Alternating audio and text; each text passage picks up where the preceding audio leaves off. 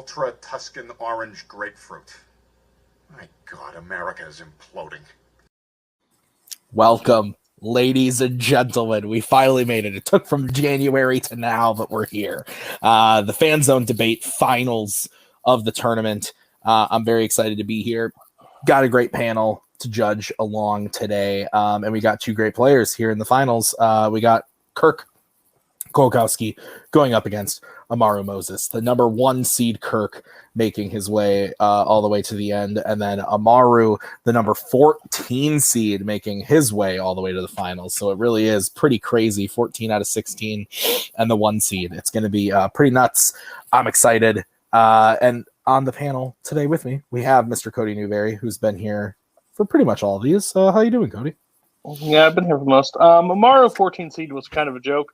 I think Amaru played Nick and didn't get scheduled again, or he might have played somebody else before that. But Nick was almost in the finals as well, so that was really close. So Amaru, I knew was going to have a shot. Kirk, becoming one of my good friends in this community. We're pals now. The king of personality over there. He's just been running through people, just blitzing through some people. Bar, I still think that was one of the match that I want to see replayed because I don't believe it was thought out strongly on someone's end. But, yeah, I think this match is going to be loud. I think this match is going to have a lot of facts. I think they both picked two areas that they're super strong in, which is what I wanted. And I think we're set up for two great matches. So with whoever wins this in the finals, that's going to be the best debate we've had. So this should live up to all the hype. Absolutely. And Brian is also here to judge. Brian, welcome back to the judging seat. How are you feeling about the match tonight? I'm feeling good. I mean, it's been a while since I've been here judging. Happy to be here watching. Of course, these are two guys that one of them still in Club Dread, one of them former Club Dread before he abandoned us all.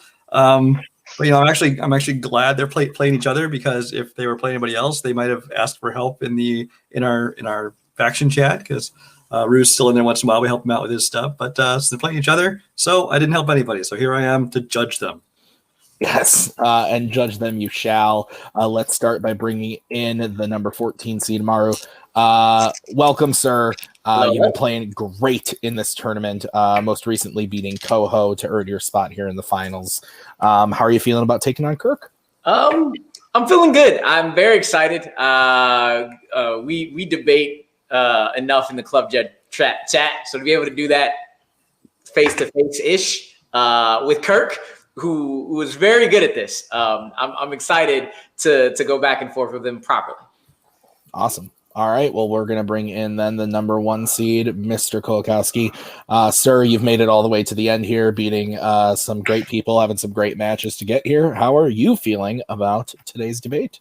I'm feeling really good. I'll second what Rue says. I love Rue. I like Rue. I think we have a good relationship. I think we respect each other. At least I respect Rue. I think he respects me. Probably not.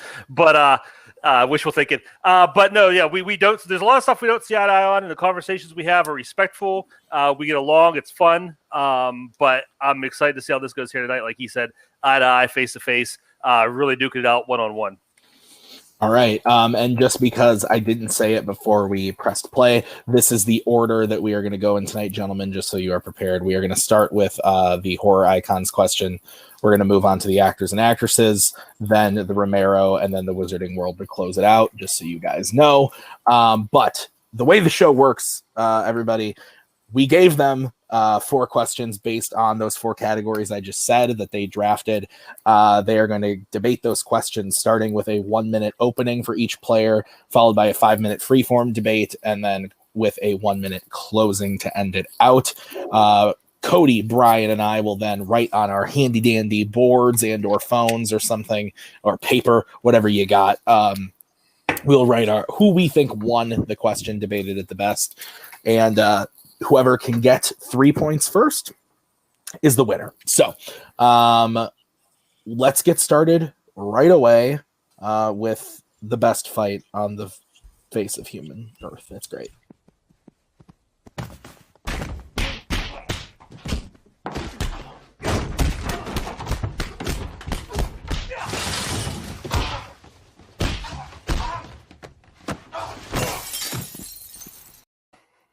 That movie's perfect. Okay, so we are going to get started, like I said, with the category of horror icons.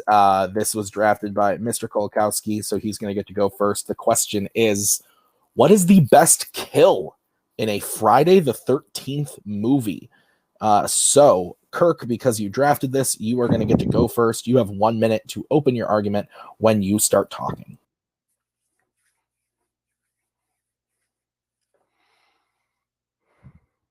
I understand what Rue did with his pick on here. When they asked this question, he just Googled best Jason Voorhees kills and picked one of the first ones that popped up. And that's cool because I did the same thing at first. But what I noticed about those kills is they're all kind of samey. They're all gimmicky. It's hard to distinguish one from another. I went with one that has a lot more personality, has a lot more to do with the story, is a lot more unique. I picked the double kill at the rave from Freddy versus Jason. If you remember, this is the kill that Freddy actually steals from Jason. Jason's actually about to kill a person asleep. Jason kills her in real life. Very classic Voorhees kill. And that propels the story of this movie. It involves, like I said, it's story building, it's character building with Freddy versus Jason. This is the kill that encourages Freddy to go on and realize he has to take Jason out. So it's very unique in the mythos of Freddy versus Jason. Instead of just being a one-shot kill, just kind of like a funny little gag, it actually precedes the story, builds character, and is just a really fun movie moment. Time. All right. Rue, you now have 1 minute to open your argument when you start talking.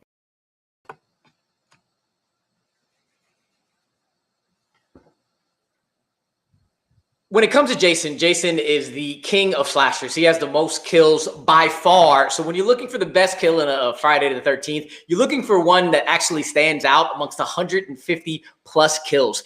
And the one that stands out just across the board is the liquid nitrogen kill in Jason X. It's brutal. It's unique. It's a mixture of the classic tropes and inventiveness on Jason's part.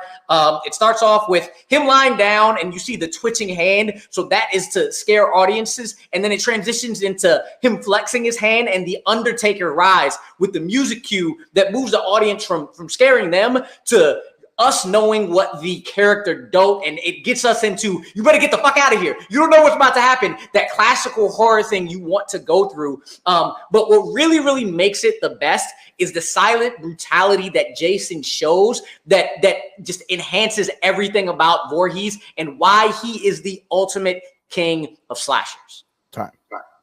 All right. 5 minutes when one of you starts talking. Don't talk over each other or I'll come in and hit you. And then, I'll give you a 1 minute warning as well. All right. Rue, I just want to bring up some other things. The sleeping bag kill from New Blood, the fold in half kill from Freddy versus Jason, the split in half tent kill from Goes to Hell, the uppercut kill from Takes Manhattan, the head squeeze or the handstand kill from Part 3. These are all in the same vein as your kill. I don't know how you separated this because they're all gimmicky. They're all sight gags. They really don't do anything. You said this one stands out. This kill doesn't even stand out in its own scene. If you watch this scene, it happens very quickly. He kills the woman. It's not even the climatic scene. It's not even the climatic kill in the scene. The climatic kill is this scene is about him getting his new machete and making a kill with that. That's the big moment. The movie glosses over this kill. It barely has any effect on anything. The thing with Jason, though, is we've seen him do everything with the machete, with the liquid nitrogen kill. It's one that stands out because it's something you haven't seen out of all of the other ones he's done.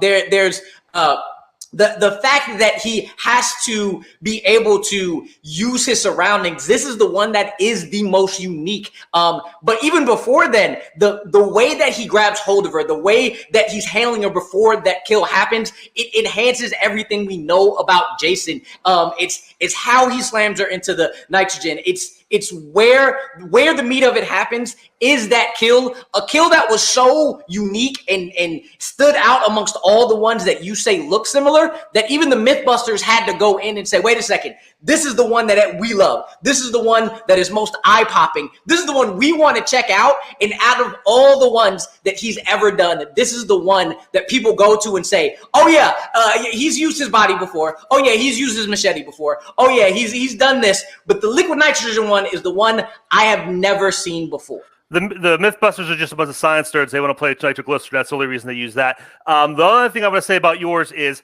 the special. First of all, you say this is scary. None of this movie is scary. This movie is a joke. Doesn't really advance anything about Jason. Everybody knows this is the goofy, stupid one. The special effects in your scene are kind of trash and take away from it. When they pull that head out, it doesn't even look like a human head. It's obviously a dummy head. It barely looks like a dummy head with just like something like fiberglass or something all over it. And that really takes away from it as well. It doesn't look like he's actually doing anything to a person. My kill is very up close, very personal. He kills two people. Let me talk about my scene for 1 second. It's a person. It's a girl who's unconscious, about to be sexually assaulted. He kills the attacker and the victim at the same time. So it's conflicted feelings, makes you feel something, unlike a lot of these kills. And then you have the dichotomy, Freddy versus Jason. Freddy trying to make the kill, Jason make the kill, bringing both characters together. Probably the most unique scene and scenario and kill in the entire franchise. When it comes to your kill, when I was looking at it like, wait a second, are we talking about that one, or are we talking about something that happened at a different time at a rave? I couldn't tell which one you were talking about. When it comes to mine, it looks exactly like how it looks whenever you put liquid nitrogen in any movie. It holds up with any type of visual effects in any other movie. And when it gets to movies like Jason X, Freddy versus Jason, you get to the point where, yes, a lot of it is there for the campiness of it, but this one harkens back to the old days, harkens back to everything that you love about these type of horror movies. So what if they're science nerds? These science nerds pick the best of the best to test, and out of all the kills that we've seen over the years and years of Jason, this is the one that they wanted to pick because this is the one that stands out. This is the one that everybody is like, oh, that was cool as shit. And it brings me back to why Jason is the best out of them all. You bring up how liquid nitrogen is in all these other movies. That's another thing about this. Liquid nitrogen has been done before so many times. It's been done in Terminator. It's been done in Time Cop. This is not an original kill. It's just, it might look neat that it's Jason smashing somebody's face, but we've seen people smashed up. We've seen body parts broken up in movie scenes before. My kill is completely original, unique. Like I said, it advances the story. This is the moment where, up to this point, Freddy has been manipulating Jason, using Jason for his own purposes. At this moment, we see the kill from Freddy's perspective. We see it's two killers coming in at the same time in two different locations, and Freddy loses that kill, and now he's got to kill Jason. This is motivation for Freddy. This is character building for Freddy and the story. Plus, my character actually matters in the story. Your character gets introduced and dies minutes later. My character is actually somebody who matters in the story. We got 10 seconds. I'm going to wait in here and just let this play out. All right. Time. All right. Rue, you now have 1 minute to close your argument when you start talking.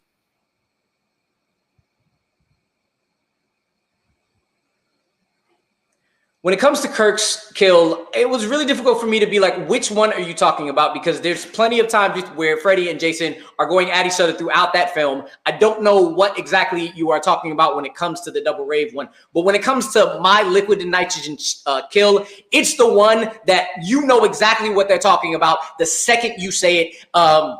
Because it is absolutely unique. Yes, we've seen liquid nitrogen in other films, but we've never seen a slasher use his surroundings like Jason and use it in that type of way. It's one that's so unique out of all of the 150 kills that the Mythbusters wanted to see how real it was. It's extremely brutal. It harkens back to what we loved in old horror ones and the campiness of the newer Jason films.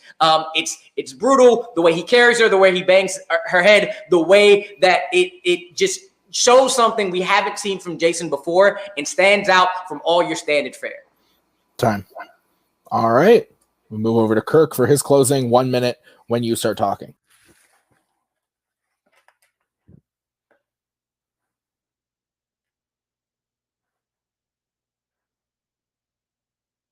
Keep looking up Mythbusters. I think that was probably just their Halloween episode. They want to do something cool, horror themed, and they said, "Hey, there's nitroglycerin in this, so let's use that because that's something we do. We do nitroglycerin kind of stuff." I'm not sure if that really impacts the coolness of the kill. Like I said, there's been a ton of sight gags, a ton of gimmicky kills. Guys getting their heads punched off, people busted in half, cut in half. This is no different. This is not a unique kill. We've seen it in a ton of other movies. My kill is a great classic kill from Voorhees, great double kill. I'm sorry you didn't understand that, Rue. I could explain it more if you asked. But it's a great classic kill, story building kill, unlike any other of these kill, which are just one done. It's haha, that person got killed. The character matters. There's weight to my death. There's no weight to his death. My kill is scarier. It's more intimidating. It's a scarier scene. It has Freddy and Jason in it. You see the kill from Freddy's perspective. This wasn't the coolest kill. This was the bloodiest or most brutal. This was the best kill, and I think mine is the best kill for all the reasons I stated. Time. All right. Bring in the judges. And when you guys are ready to go, we will get started.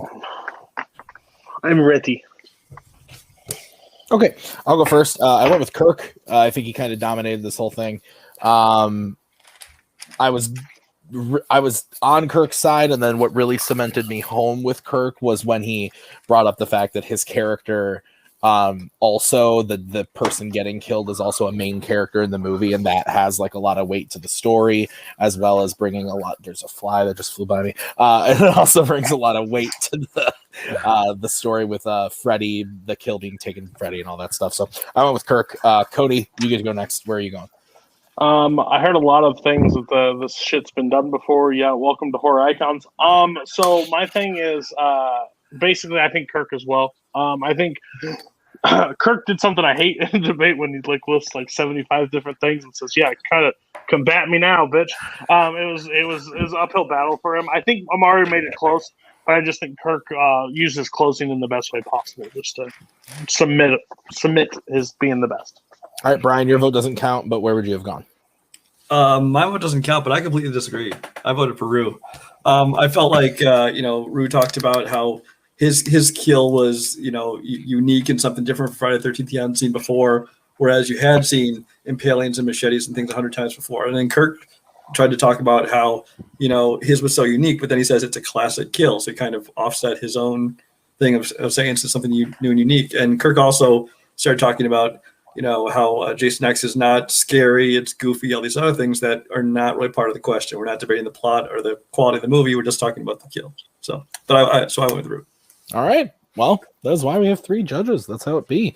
Okay, we're going to move on to question number 2, which was drafted by Rue. It is in the category of actors and actresses, and the question is, what is the best pre-2008 Mos Def movie? Kind of clarification.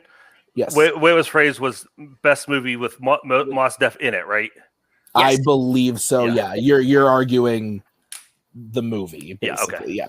So, Rue gets to go first. You have 1 minute to open when you start talking. Great thrillers put you in the shoes of the characters and you are enthralled by their every step. No twists, no unraveling mystery. Everything is laid out in front of you and you connect with the characters and you are taking on a thrill ride as they make it. And 16 Blocks does just that, making it the best movie with Mos Def pre-2008 because it's the most intense and engrossing thrillers of the 2000s. Starts as another day in the perfect role for Bruce Willis, a jaded old cop that's tired, escorting an eyewitness to a courthouse 16 blocks in less than 2 hours to testify against crooked cops. Suddenly, a hitman tries to kill the escort and Bruce, as an actor and a character, is forced to act. The story is told to you as they learn it, so you're put in this sense of normalcy until the hit goes through and the intensity snaps you into the thrill ride, creating a roller coaster of intense action scenes, followed by more calmer, character-developing dialogue that never keeps the pacing the same in order to keep you on your toes. And the dynamic between the two and the theme behind the movie make you care for more for them, further their investment in making it the best pre-08 Mos Def film. All right. Kirk, you now have 1 minute when you start talking.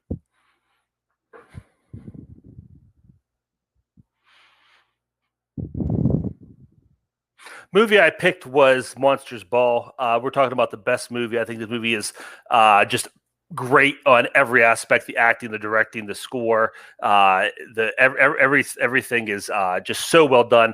You have great performances from Halle Berry, Oscar winner in this, Billy Bob Thornton, Heath Ledger, Mos Def in a great small role, and you bring all these things together in a great story. It's heartbreaking. It's bittersweet. It's about family. It's universal. It's relatable in the ways that you see just life fold out, people suffering and try to find reaching out to other people to escape that suffering. It's a very heartfelt movie. It's a very real movie with very real characters in very real situations, and it's just beautifully done.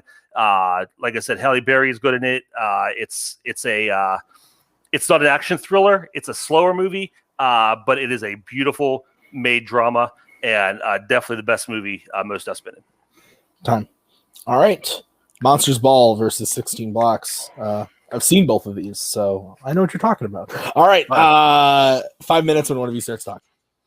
Okay, so 16 Blocks, the theme of 16 Blocks is that people can change whenever, no matter what age. And the dynamic of Mos Def and Bruce Willis' character makes that very strong as the jaded, guilt-ridden cop is convinced it's not too late by the stubborn, borderline stubborn optimism of Mos Def. Their conflicts, their collaboration, their experiences, their shared friendships makes this theme believable by the end when Bruce Willis admits that he's one of the cops Mos Def is testifying against. Unlike Monsters Ball, which has no other reason for existing than watching literal trauma porn. It is overrated and has nothing to say but life's a bitch and then you die. So let's watch this glorified toxicity of bad people doing bad things due to generational trauma and nothing but tragedy at the cost of innocence or sex makes it better. Not a single character in that movie shows any growth. Yes, technically it's a good movie. Yes, there are good performances. Unfortunately, black women can't get Oscars unless they're in pain and they're difficult, but none of the characters show growth. There is nothing in a theme of that story that makes the people better and show any of the things that you say they show. It's not about them getting better. It's about them trying to get better. It is about, you're right, the theme of this movie is trying to get over all that ugliness your family dumps on you. It's a universal theme. It's not always racism. It could be abuse. It could be addiction. It could be anything like that. But it's about those things of the things that are buried in you, like Heath Ledger's character who ends up committing suicide because his father just hates him and he has no connection. And you see, and at first you hate Billy Bob Thornton for what he did to Heath Ledger, but then you see Peter Boyle's another great role in this movie. Peter Boyle, really off character for him, but great role. You see what he did, how he raised Billy Bob Thornton. You get some insight in that, and now you can't be mad at Billy Bob Thornton. And that is a universal idea of this is just garbage that have been dumped on people. And it's not about nobody at the end of this movie is supposed to have really changed or grown. They are just desperately seeking an escape from that pain that you're talking about. It's done in such a real way. It's done in such a fast way. I'm not going to get into the politics of the Oscars or anything like that, but it's done in such a fantastic way. You say the sex makes it better. That sex scene is horrific. That sex scene is punishment for those two. That is not we had sex and it's great. That was a miserable scene. And it's about them, it's about them so desperately trying to find that connection and not being able to find it. If they're not trying that well, or they're not trying to get any better or trying to find that connection, because before any tragedy or after any tragedy, they continue to go into their own selfish desires. Yeah. Nobody is actually able to look at other people. The movie's about being stuck in those things. They want to change, but they can't. Let's talk about your movie for a minute. Your movie, it has a theme, but it's a very basic, generic cop movie. I mean, you said it's a perfect role for Bruce Willis. You're right, but not in a good way.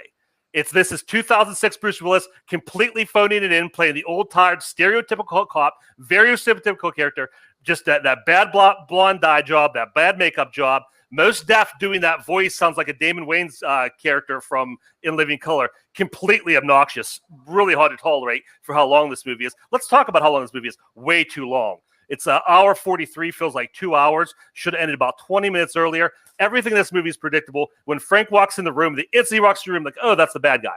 When he picks up that tape recorder and starts doing his last one test, like, oh, he's going to record them, and that's how he's going to beat them. Everything in this movie is so predictable, step by step. You said that a thriller shouldn't have twists. Thriller should definitely have twists. This movie has none. They get cornered, they shoot out, they run away. They get cornered, they shoot out, they run away. Repeat until the end, until it's way too long. My movie, on the other hand, under 2 hours, could be a 2.5 hour drama. Very tight, very concise.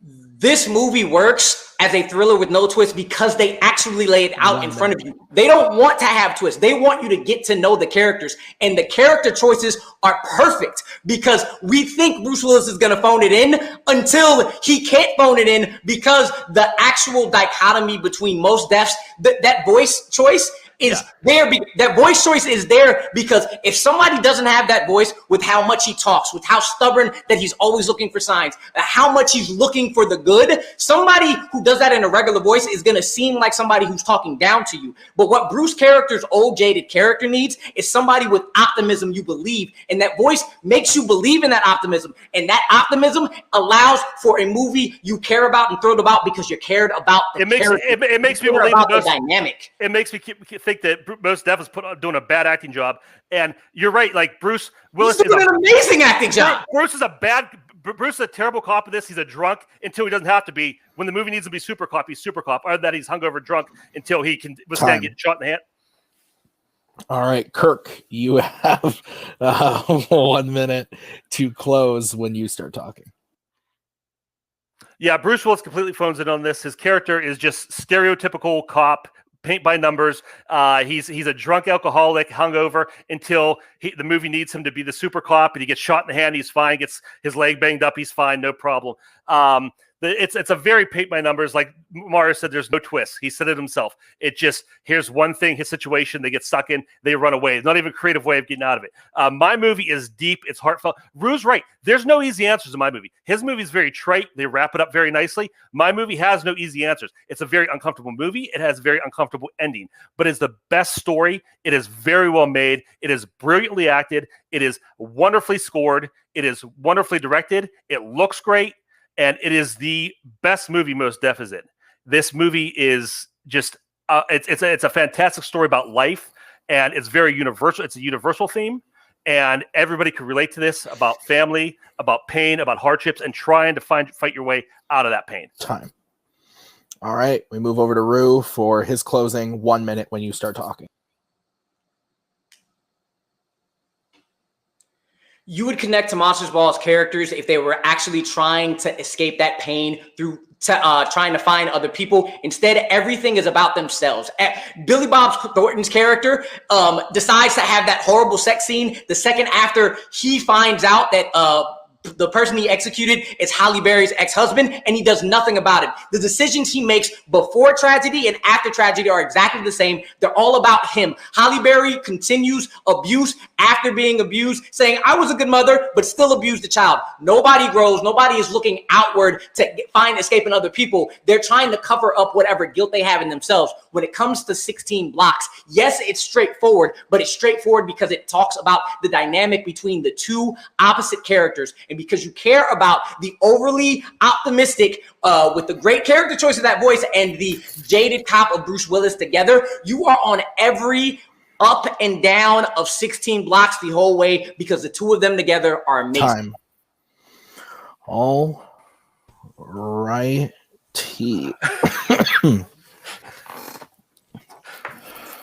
I don't want to be here.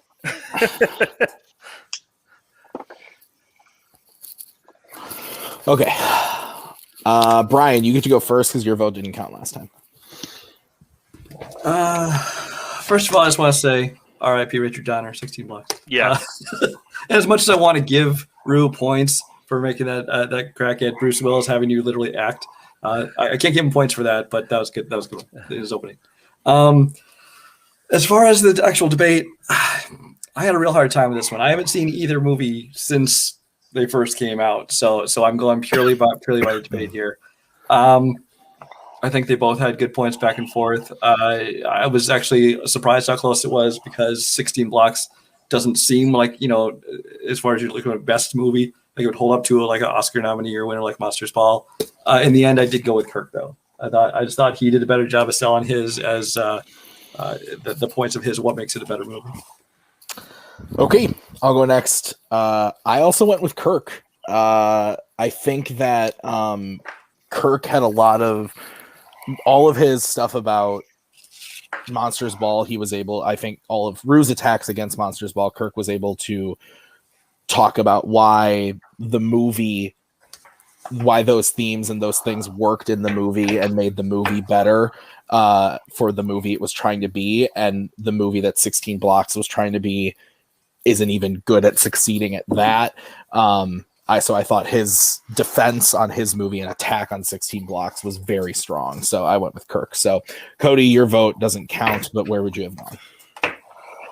So I always say debate is 50% preparation, 50% bullshit. And it's basically not saying that Amaru bullshitted, but he sold me that Mos Def is really good in 16 Blocks, and that's a fucking joke. But also, I remember watching 16 Blocks. Quite disappointed in that movie a lot. I'm glad I've never reviewed that. But also, I would say that Amaru, I think, just bombarded the start of it, like through some accusations at Monsters Ball, which agree or disagree. It got Kirk to stumble back and like have to defend fast. So I would have went with Amaru. I just think Amaru painted it better for me on that. I think this debate was a really close when you break it down. But yeah. All right, so we are moving on to the third question. This is going to be in the category of horror. This was something that Kirk drafted. The question is, what scene from a Romero Dead movie doesn't hold up the most? So we are going to start with Kirk. Kirk, you have 1 minute to open your argument when you start talking.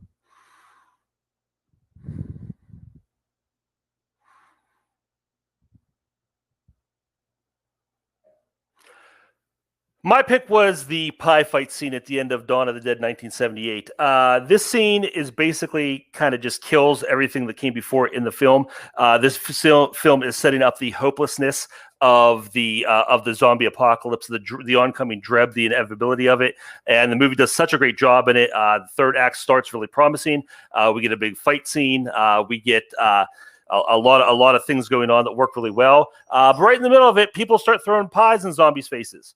And it just completely deflates everything the movie had tried to do at that point. I will get into some of the reasons why this decision was made and why it was a bad idea. But yeah, this just kills. I mean, this is a mark on an otherwise like really outstanding franchise. Usually, franchise walks the line between seriousness and scary, and and farce very well. This one just got completely out of line and really buries the movie at the end. Okay. We're going to move over to Rue for his opening. You have 1 minute when you start talking. Romero's Dead series is a classic commentaries on society as a whole. Our greed, our violence, our selfish desires, and the apartment raid in Dawn of the Dead honed in on those selfish desires that showed the living humans are inherently more dangerous than the dead. But looking back on it now, that scene doesn't hold up the most because the themes it tried to portray at first, right now, looking at it, seem hollow. Technically, first, the audio is horrible. Looking at the visuals and how they hold, you ask, why couldn't the audio? It's glaring, it's distorted mixing, loud background noises, the same background lines from extra cops, and the repeated women's screams take you out of it. But more so, the redubbing of dialogue, especially in the case of Woolie's racist rants, where if handled properly, can be smartly placed and show selfish prejudice.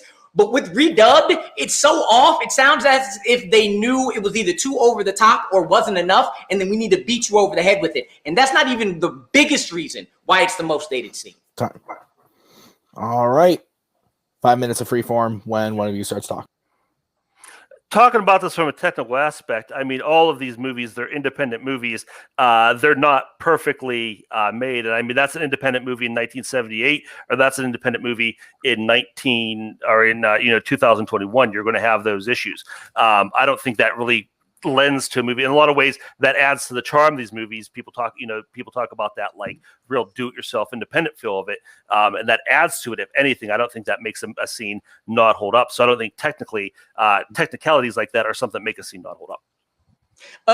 It's not really about, that's just the surface level why it doesn't hold up. I'm bringing that up because it shows a glaring spotlight on the decisions that were made. For one, Wooly is a stereotypical character, but he's not handled properly. But even more so, the decisions that the decisions made in the scene want to try to highlight our self-destructive nature. It wants to show that the people trying to protect the zombies and not have the cops kill them say, oh, we want to look after our loved ones to the point where we'll danger ourselves. But when we look at it, those decisions made in that scene make those people look stupid and incompetent instead of going into their selfish desire. Cops let a zombie with no feet touch their feet and fall over. A woman hugs her boyfriend and ends up dying instead of being like, no, stop. Let me get in front of these people and don't let them kill me. The cops tear down a door that have zombies flowing through them instead of smartly going through and making that. There's a line at the end where it says, why do we keep these zombies? In order to show that there's respect in dying. But what your pie scene does, it shows more respect in dying by having the glaring opposite of the living showing the most disrespect than the incompetent and stupid decisions the people in the apartment raid use. The bad decisions made in that opening scene is a microcosm for what's going on in the world. That's what's so brilliant about it. They show you what's happening in the entire world in one little TV station, one little apartment building. Those bad decisions, people are panicking. They don't know what happened. We know zombies have been around for 50 years. We know what's happening. They don't know that people rising from the dead. You see somebody you love that was hurt. You don't know they're dead. That's a decision people are going to make. People are going to make bad decisions. That's the whole point to this. That's the point, is how do we be that from here on? That's kind of the arc of these characters, is how do we survive? How do we be smart? Those bad decisions and those people being kept alive. I mean, that's all through zombie mythos, is those people who hold on to that hope of maybe we can save them. Maybe there's hope here. So that's not outdated. They did that in Walking Dead. That's something that continues to go through the mythos. The other thing I will say about this, I think this scene is very precedent in what's happening in the world today. I don't want to get too political about it, but in the zombie Romero zombies, the zombies always represent the other. The zombies represent the people that we want to sweep under the rug, we don't want to see, and the fact that you can't get rid of them. You know, we see in this movie, you know, minorities being victimized by police and being wiped out, but then the zombies come back. Those zombies are the chickens coming home to roost, and I think that's very precedent, very timely for what's going on in the world today. You said that the characters don't know that they're dead, but they're holding them in the buildings and stopping cops from killing them. They know they're dead, and they're not. They know the cops want to kill them. They know the cops want to kill them. But there's a whole building at the bottom. There's a whole a holding room of zombies at the bottom, and they ask, why are they keeping their dead? So they know that. But you mentioned at the beginning, it kills all of the hopelessness because the pie scene is too over the top. But it actually works because everything is becoming hopeless because of the living. It is the living that making everything hopeless. And yes, the zombies are the other. In your pie scene, the zombies are the ones who are lifeless. They're the ones who are only looking for their needs. It's the living that are the menace. It's the living who are making it so hopeless because they are ones that are being selfish. They're being bullies. They're disrespecting the dead. And being able to highlight that and how to what extremes the living go to disregard life is why that scene actually works. You're talking about people making bad decisions. Your situation is people who are emotional. They're making emotional decisions. These are people I know, I love. They're still walking around. Are they dead or alive? I don't know. I want to protect them. In my scene, people know they're dead. They know they're dangerous. They know they can kill them very easily, but they walk up to them and throw pies in their face. What's a worse decision to be made in that movie? That's the dumbest thing. It makes those characters look dumb. It doesn't really say anything. You're trying to say it's like, oh, it's them disrespecting. It's them just being stupid and making bad decisions. It makes your human antagonists look dumb. It makes your undead antagonists a lot more weak because they're just standing there taking it. This is a scene where you have a character death, a serious character death, and very emotional, interspersed with a pie fight. It's ridiculous. Time. All right, Rue, you have 1 minute to close when you start talking.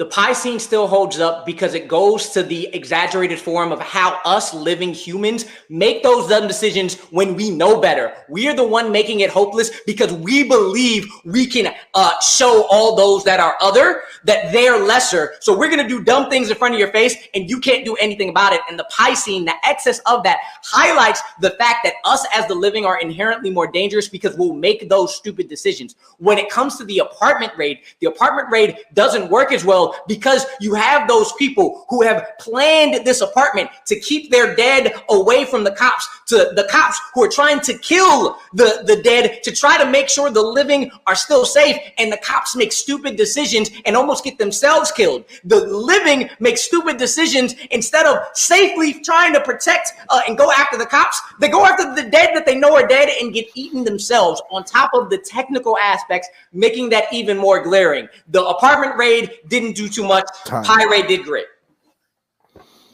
Kirk, you now have 1 minute to close your argument when you start talking.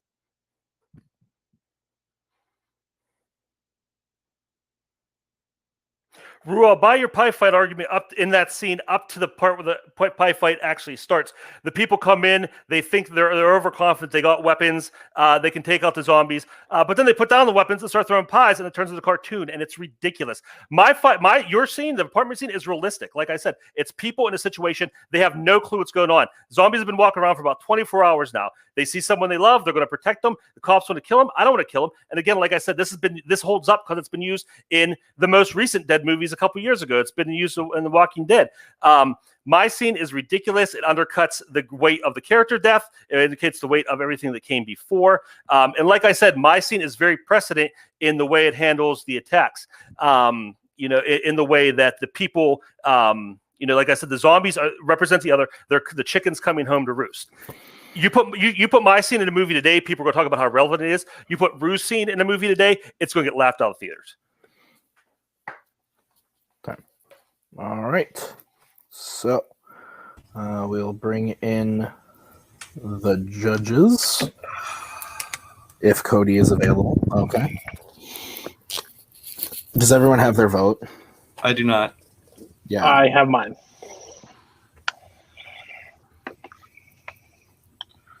Just remember, I like you both very much. All right. Do I have to go first? You do. Shit. But cool. I'm gonna write both of them down and erase one right away. That's what I was hoping for. Okay.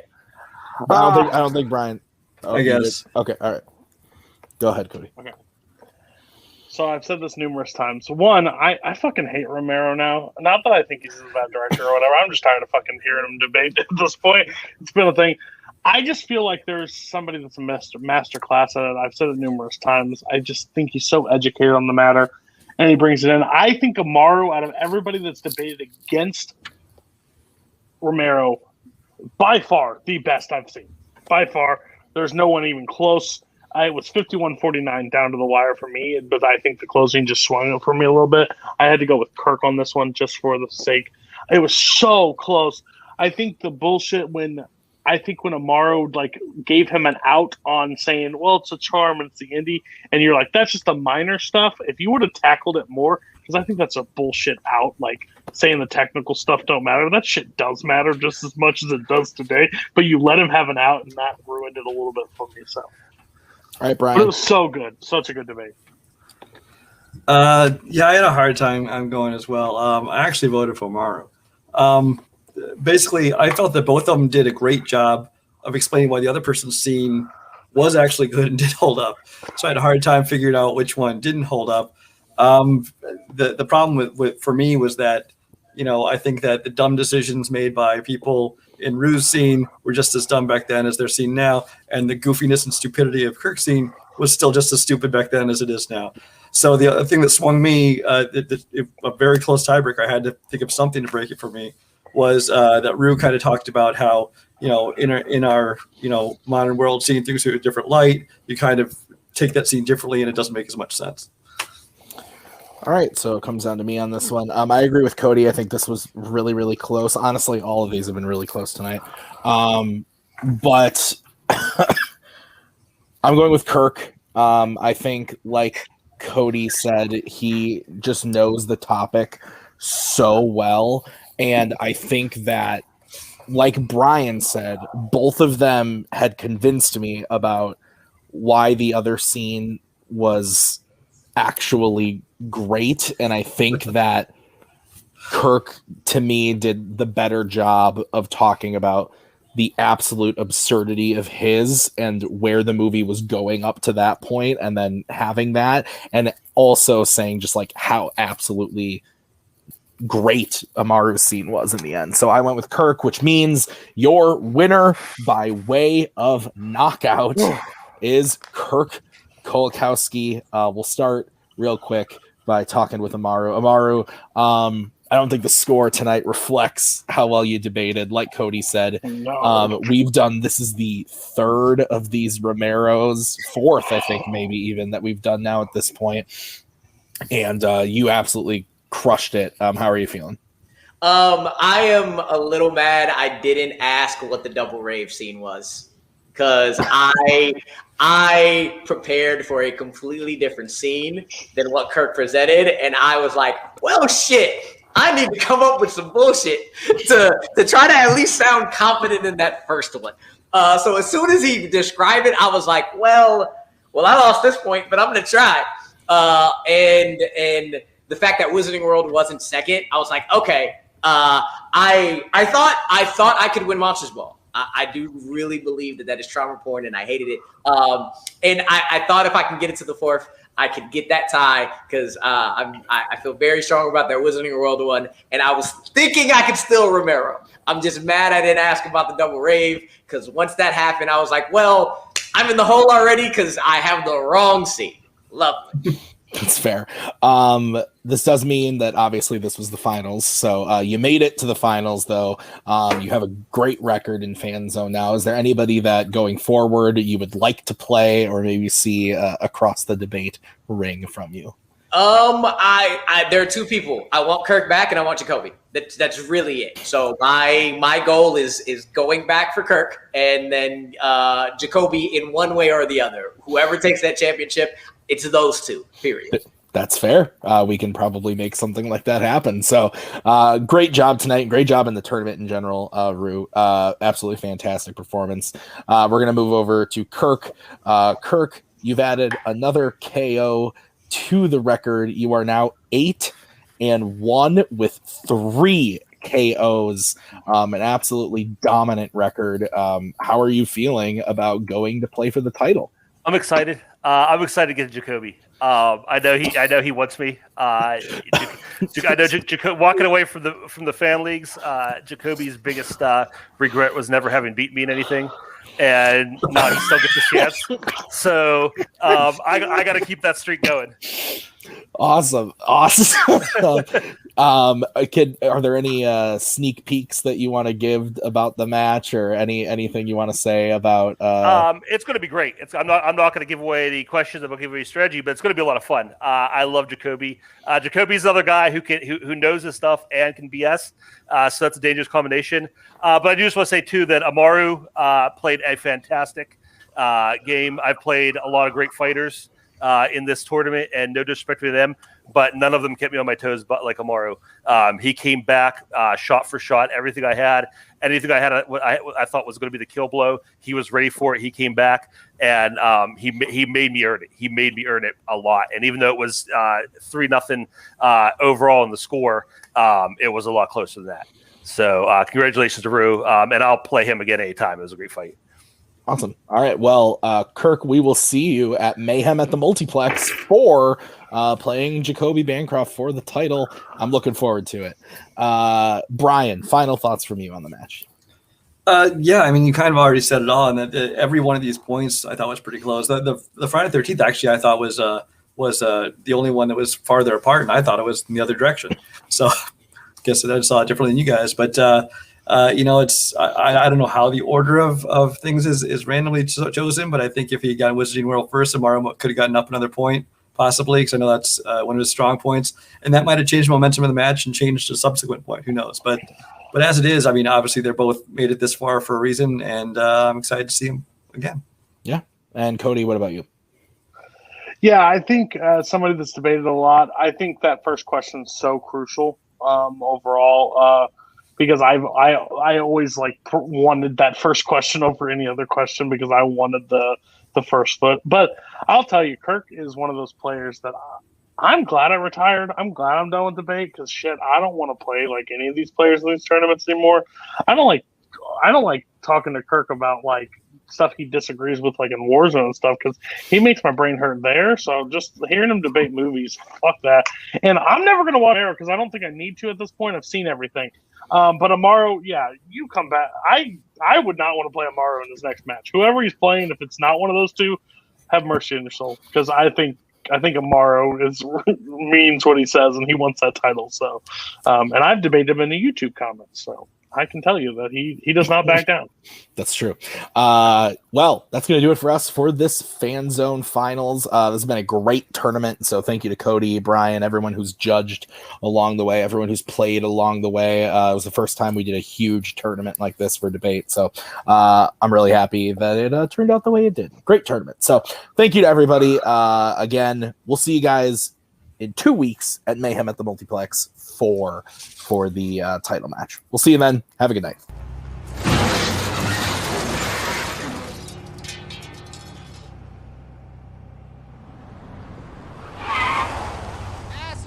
That's my bad. I was sending a tweet.